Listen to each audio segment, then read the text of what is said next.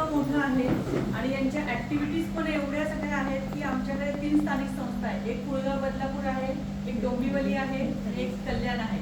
तर सगळ्यात मोठं काम जे आहे ते तुमच्या कल्याण स्थानिक संस्थेचं आहे आणि हे काम तुमच्या सगळ्यांमुळे त्यांना पॉसिबल आहे की तुम्ही सगळेजण अगदी मनापासून काम करता, मनापासून सगळ्या ऍक्टिव्हिटीज घेतात, मनापासून प्रत्येक गोष्टीमध्ये तुमचा सहभाग असतो आणि त्यांच्या खांद्याला खांदा लावून तुम्ही त्यांच्या सोबत असतात. म्हणून तुमच्यामुळे हे स्थानिक संस्थेचं काम खरं तर मोठं झालेलं आहे.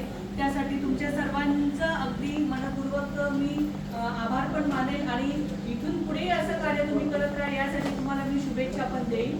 खरं तर अजून एक विषय असा आहे की ही जी तुमची आता इलेक्शन प्रक्रिया आहे खरं तर इतिहासात नोंद घ्यावी असं मला वाटतं. कारण अजून आपल्या राज्यामध्ये ही प्रक्रिया सुरू नाही आणि जिल्ह्यामध्येही नाही. तुम्ही स्थानिक संस्थेने ही प्रक्रिया करून टाकली. म्हणजे मी खरोखर म्हणते की मी त्यासाठी खरं तर आज मला येणं पॉसिबलच नव्हतं. ऑफिसला पण आमच्या हेड ऑफिसचं जरा कामकाज सुरू आहे त्याच्यामुळे हेड ऑफिसचे आमचे वरिष्ठ अधिकारी ठाणे भारत स्काउट गाईडमध्ये बसलेले आहेत आणि मी इथे तुमच्या समोर बसली आहे कारण मला ही प्रक्रिया बघायची होती. कारण अजूनही आमच्या जवळजवळ 2019ला जसा GR आलाय त्यानंतर राज्य संस्थेचे इलेक्शन झालेलं नाहीये आणि जिल्हा संस्थेचं तर नाहीच नाही झालेलं.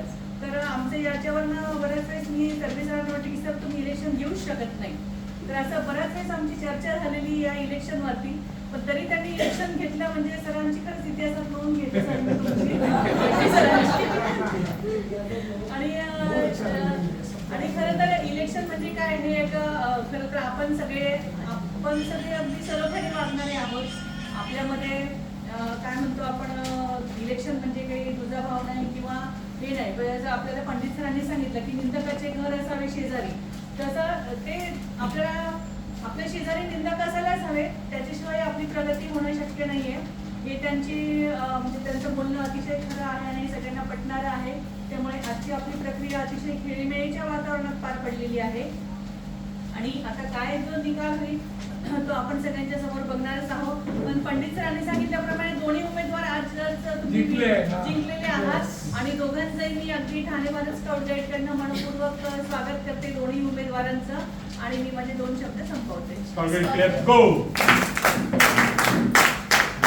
सगळ्यांना पटत असेल तर एक विनंती, 10-5 लोक इथे थांबा, बाकी लोक जेवण करून घ्या.